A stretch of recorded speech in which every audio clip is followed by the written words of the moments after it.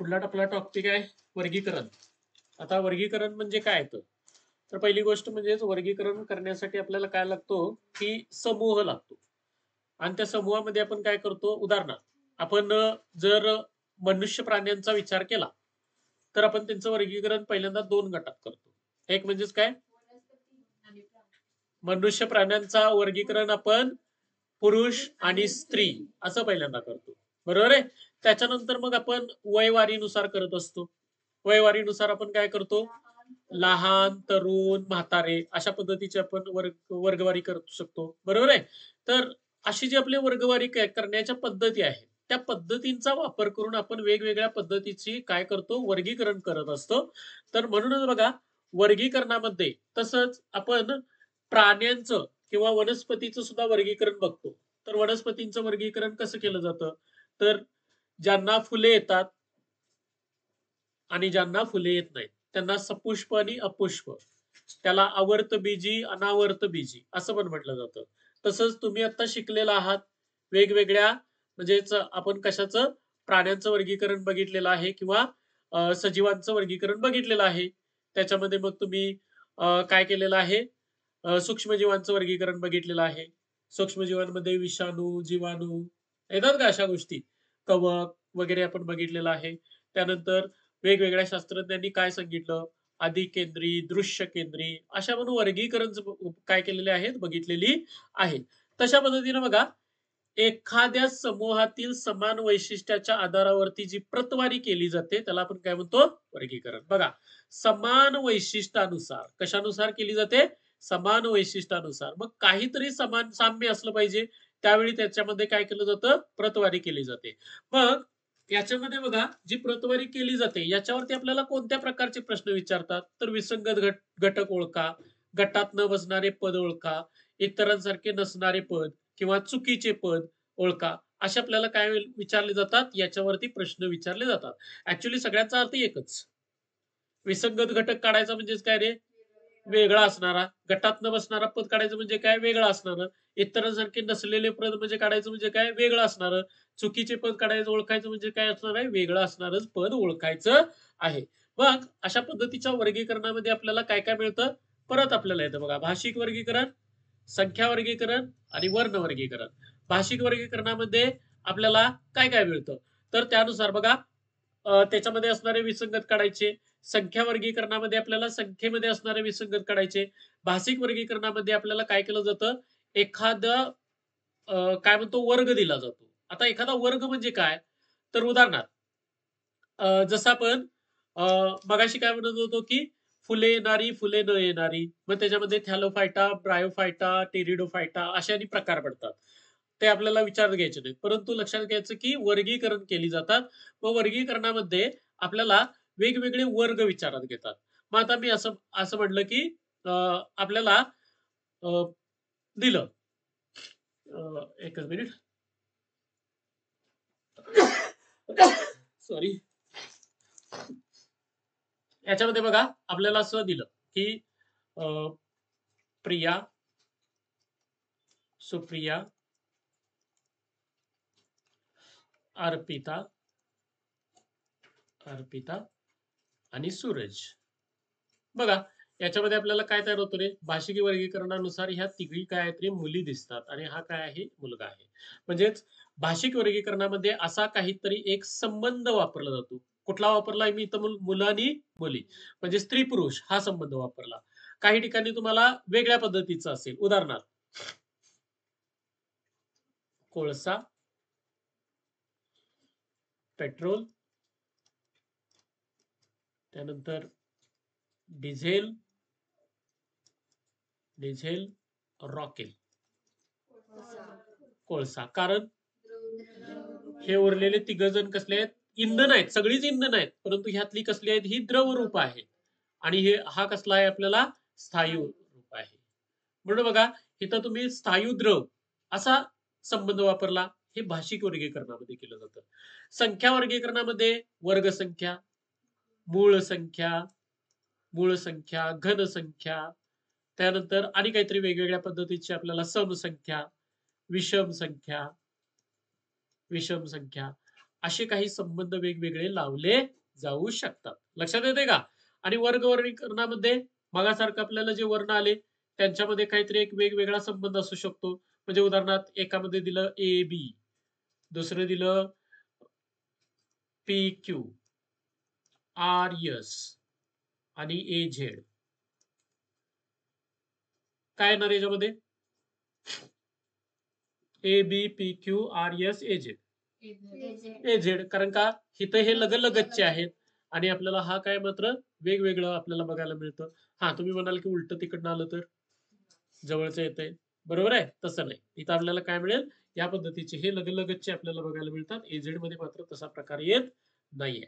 म्हणजेच आपल्याला या पद्धतीचं वर्णवर्गीकरण तुम्हाला बघायला मिळू शकतं. पण त्यानुसार बघा आपल्याला काही विचारात घ्यायचे आहेत. विसंगत घटक ओळखा म्हणून सांगितलंय. काय काय बघा रे इथं? झेब्रा, वाघ, सिंह, घोडा. घोडा का? कोण झेब्रा पण गवत खातो, हा पण शाकाहारी प्राणी आहे. वाघ आणि सिंह तेवढे मांसाहारी आहेत. पाळीव प्राणी आहे. हा काय आहे? पाळीव प्राणी आहे. पाळीव प्राणी, आणि त्यामुळे तो कसा झाला? वेगळा झाला. हे कसले आहेत? जंगली रानटी प्राणी आपल्याला बघायला मिळतात. पुढं पोपट, वटवागुळ, कावळा, कबूतर. वटवागुळ, कारण काय? हे तिघ जण आहेत ते पक्षी आहेत आणि हा सस्तन प्राणी आहे. सस्तन प्राणी, हा सस्तन प्राणी आहे, लक्षात ठेवायचं. हे पक्षी येतात आपल्याला, ठीक आहे. त्यानंतर आपल्याला बघा पुढलं, आले, कांदा, कोथिंबीर, बटाटा. हा, कोथिंबीर का? ही सगळी कंदमुळ आहेत. काय? आले, कांदा हे मात्र काय? कंदमूळ नाही. मी तर म्हणतोय कंदमूळ नाही. उरलेली सगळी काय आहेत? कंदमूळ आहेत. मोटर, जीप, मोटरसायकल, विमान. विमान का? हे सगळी जमिनीवर चालतात, हवेतून जाते, हवेतून चालते. सिंपल सिंपल गोष्टी आहेत. चित्रपट, रेडिओ, संगणक, वृत्तपत्र. वृत्तपत्र हे काय आहेत? सगळे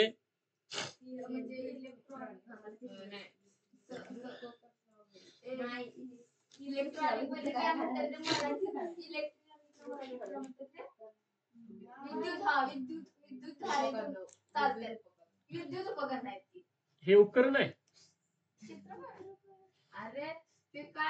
रेडिओ आणि संगणक उपकरण आहेत, नो डाऊट. परंतु चित्रपट आणि वृत्तपत्र ही काय उपकरण नाहीत.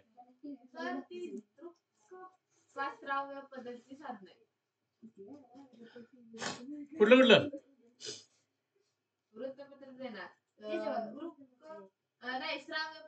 याचं उत्तर येते रेडिओ. हे फक्त ऐकायचं आहे, हे बघता येते आपल्याला. ऐकू येतं, फक्त ऐकू येते, बघता येत नाही. ह्याच्यामध्ये तुम्ही बघताय, याच्यामध्ये बघताय, याच्यामध्ये बघताय. ओके. त्यानंतर वंगण, सायकल, डिझेल इंजिन, तेल, दिवा, इंधन, मोटार गाडी. का? मग डिझेल इंजिनाला डिझेल लागतंयच की. सायकलला वंगण घालतोय की आपण. वंगण म्हणजे थोडक्यात चेन वरती आपण तेल टाकतो.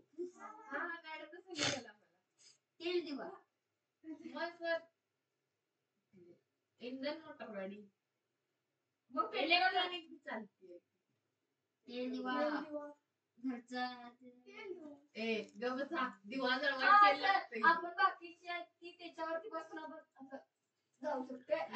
बघा वेगवेगळे संबंध आहेत. इंजिन डिझेल शिवाय चालणार नाही, दिवा तेलाशिवाय पेटणार नाही, मोटरसायकल इंधनाशिवाय चालणार नाही, सायकलला वंगण नसलं तरी चालू शकते.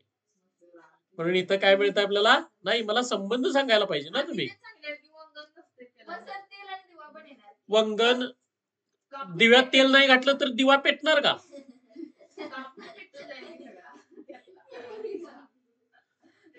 लक्षात ठेवायचं, इथं जे पहिली गोष्ट आहे ही दुसऱ्या गोष्टीसाठी गरजेची आहे, तरच ती गोष्ट काय होऊ शकते? परिपूर्ण होऊ शकते. इथं मात्र वंगण आणि सायकल यांच्यामध्ये वंगण नसलं तरी सायकल चालू शकते. खरं फास्ट चालणार नाही, खरखर करत चालणार, हा प्रकार येणार. चालू शकते म्हणजे ह्याची गरज नाहीये, याची गरज नाहीये. हा, आता इथं जर असतं काय असतं, सायकल आहे आणि इथं चाक दिलं असतं.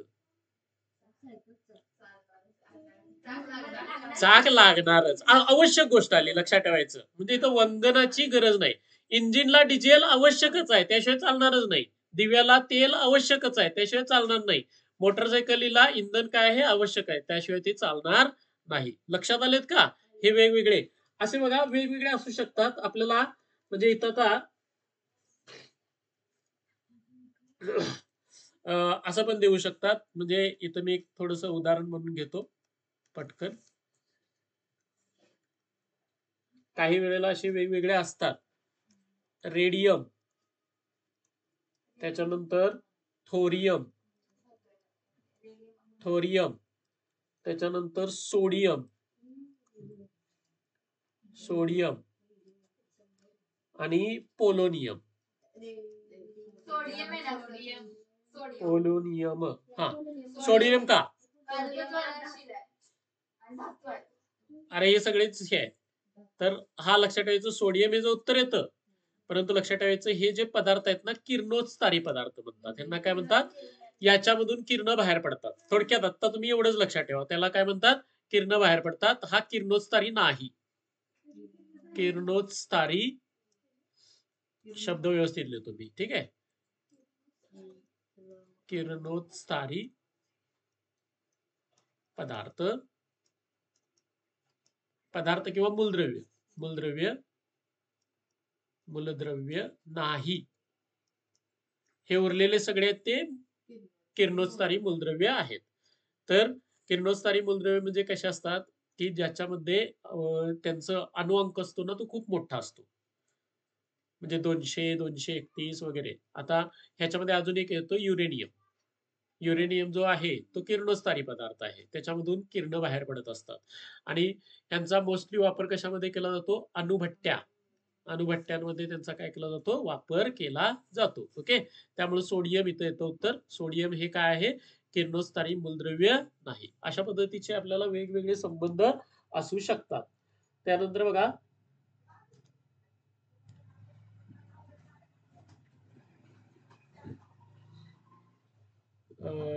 देतो इथं. समजा हे काय सोपं आहे.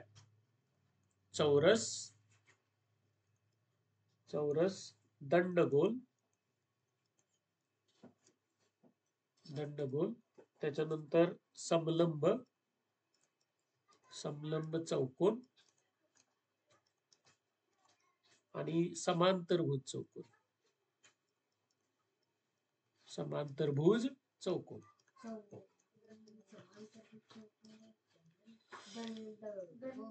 दंडगोल का? हे चौरस, अरे चौरस हा झाले. हा, चौरस, समलंब चौकोन, समांतरभुज चौकोन हे काय चौकोनाचे प्रकार आहेत. दंडगोल तेवढा नाही, म्हणून हा चौकोनाचा प्रकार नाही. एवढंच तिचं उत्तर आपल्याला बघायला मिळेल. चौकोनाचा प्रकार नाही. इथं वर्तुळ जरी टाकलं असतं ना तरी सुद्धा चाललं असतं. काय? वर्तुळ. कारण वर्तुळ हा काय चौरसाचा प्रकार होणार नाही. लक्षात आलं का? अशा पद्धतीचे आपल्याला प्रश्न बघायला मिळतात. ओके, समजलंय?